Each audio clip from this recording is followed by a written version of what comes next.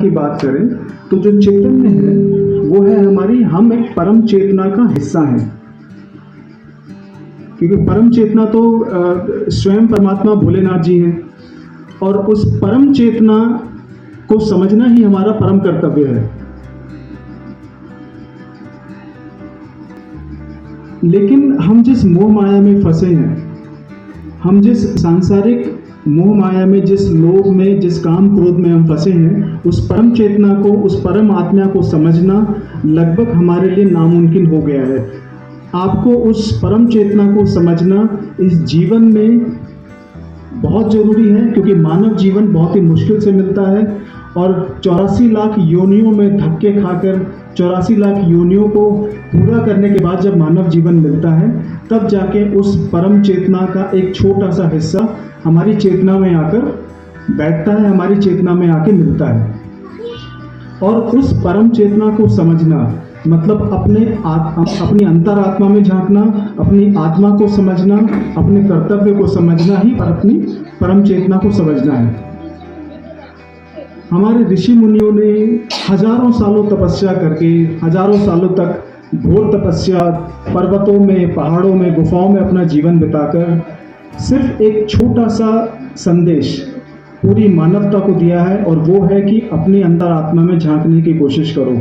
अपने आप को समझने की कोशिश करो, अपनी बुद्धि को समझने की कोशिश करो।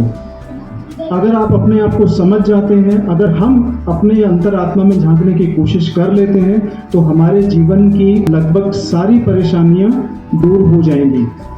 और इसी चेतना की गहराई को समझने में जो शिव सूत्र का जो पहला जो सूत्र है, उसे हम कहते हैं चैतन्य आत्मा।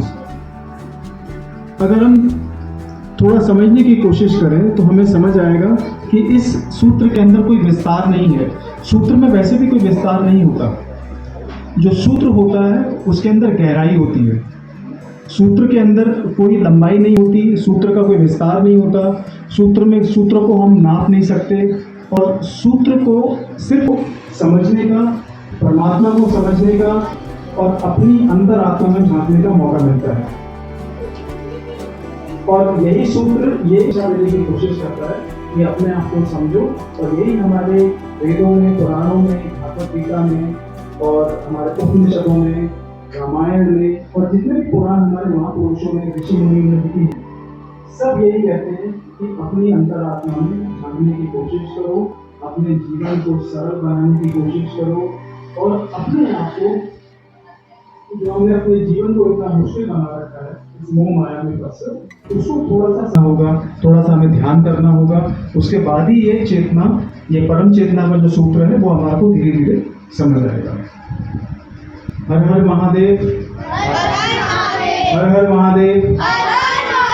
हर हर महादेव।